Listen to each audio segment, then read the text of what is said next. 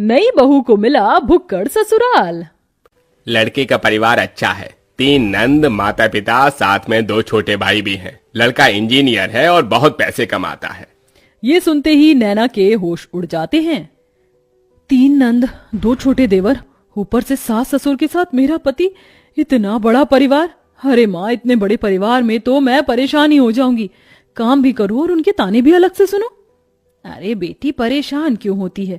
पंडित जी, मेरी बेटी के लिए ससुराल ऐसा दिखाओ जहां माता पिता और लड़का इकलौता हो, ताकि मेरी बेटी को ज्यादा परेशानी ना उठानी पड़े। चलिए, अगर ऐसी बात है तो ठीक है, मैं आपको एक अमीर घर का रिश्ता दिखाता हूँ। इकलौता बेटा है, साथ में माता पिता रहते हैं। नैना जैसे ही लड़के की फोटो देखती है, उसे लड़के की तस्वीर अच्छी लगती है। अरे लड़का तो अच्छा है, इकलौता है, परिवार भी छोटा है, और क्या ही चाहिए। माँ, मुझे लड़का पसंद है। ओहो पगली, चलो ठीक है, कोई लड़का तो तुझे पसंद आया। पंडित जी, अब आप इसी लड़के से मेरी बेटी के रिश्ते की बात चलाइए। हाँ हाँ बहन जी, बिल्कुल। फिर क्या था, पंडित उस अमीर घर में जाकर रिश्ते की बात कर लेता है। अब दोनों परिवार एक दूसरे से मिलने लगते हैं और उनका आना जाना लगा रहता है। बहुत जल्द शादी की तारीख भी निकल आती है। मुझे नहीं पता था कि इतनी जल्दी शादी की तारीख भी निकल आएगी। बेटी, अपने ससुराल में जाकर खुश रहना। खुश तो रहूंगी ही माँ, छोटा सा परिवार है, सुबह शाम रोटी, दोपहर में सोना, फिर रात को आराम करना। नैना को बहुत आसान लग रहा था, लेकिन वैसा होने नहीं वाला था। शादी होने के बाद जब वह अपने ससुराल आती है तो उसका ससुराल में घर बहुत बड़ा होता है, जिसमें उसे सफाई करने में ही बहुत ज्यादा समय लग जाता है।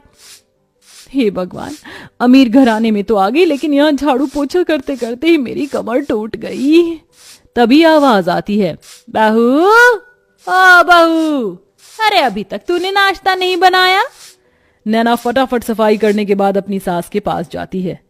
माँ जी, बस रसोई में ही जा रही हूँ, मैं पहले सफाई कर रही थी। अच्छा सुनो, मेरी नंद और उसके बच्चे आज घर पर आ रहे हैं, उनके नाश्ते के लिए आलू के पराठे बना ले। और हाँ, शिवा आलू के पराठे नहीं खाता, उसे प्याज के पराठे पसंद है, उसके लिए वही बना देना।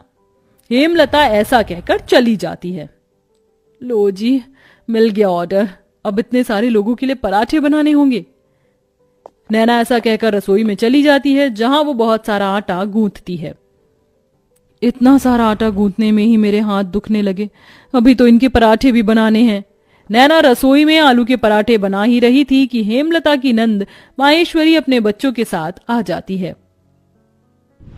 अरे वाह, सही समय पर आई हो नंद जी, गरम गरम पराठे बन रहे हैं। बहू, चलो नाश्ते की टेबल पर ही बैठते हैं, वहीं पर बातें करेंगे। हेमलता पूरे परिवार के साथ नाश्ते की टेबल पर बैठ जाती है, जिसके बाद रसोई से नाश्ते की टेबल का सफर करते हुए नैना बहुत थक जाती है। हे भगवान, नाश्ते की टेबल पर आने आने में ही मेरी फिरकनी बन गई।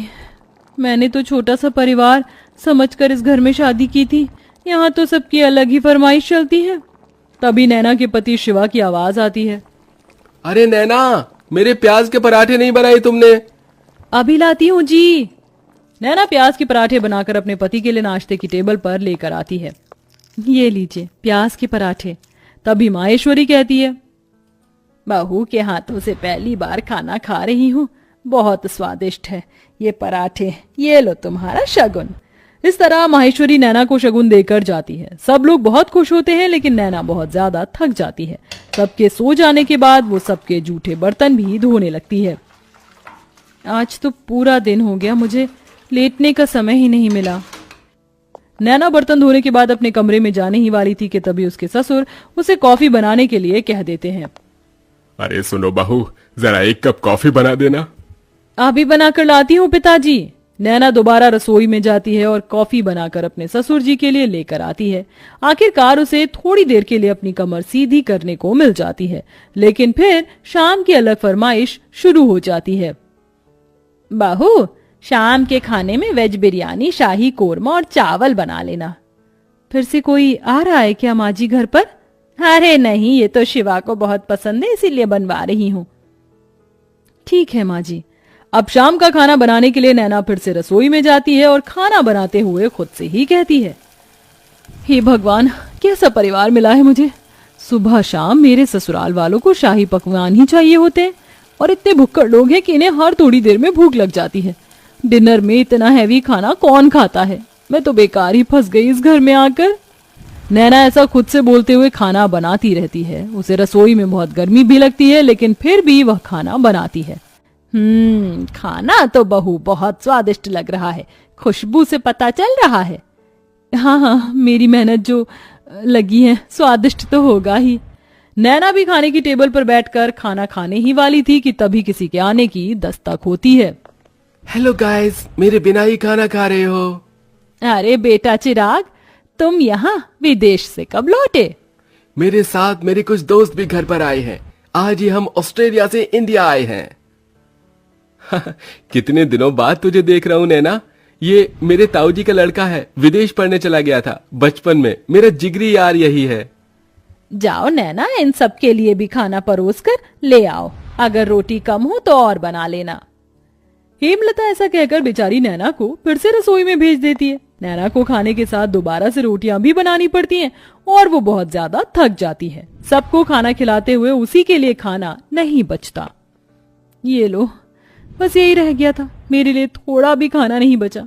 कैसे भुक्कड़ लोग हैं, एक बार भी मेरे बारे में नहीं सोचते हैं।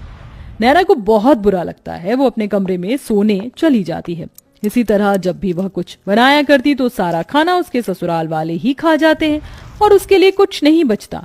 ऊपर से घर में मेहमानों का आना जाना लगा ही रहता है, जिसके चलते एक दिन नैना की बहुत ज्यादा तबीयत खराब हो जाती है।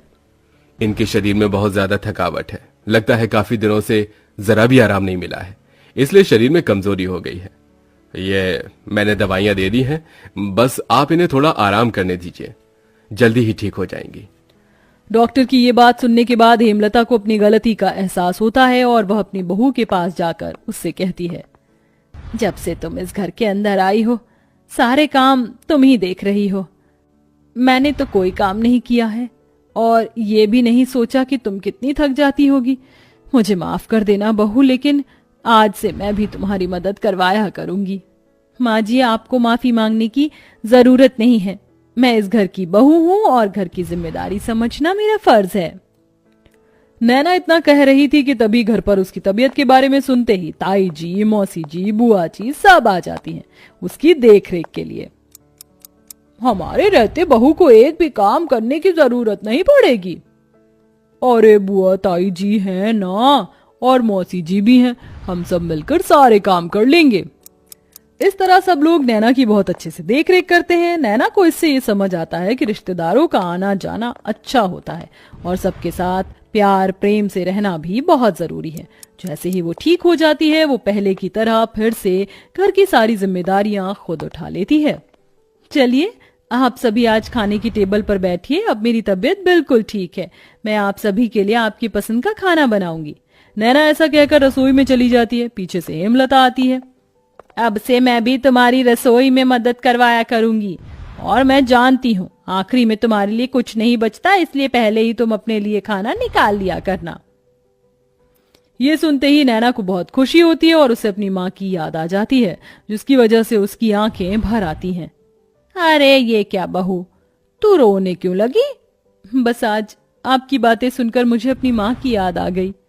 हेमलता उसे गले से लगा लेती है। इस तरह दोनों सास बहू मिलकर घर को संभालती हैं और एक साथ खुशी खुशी रहने लगती हैं।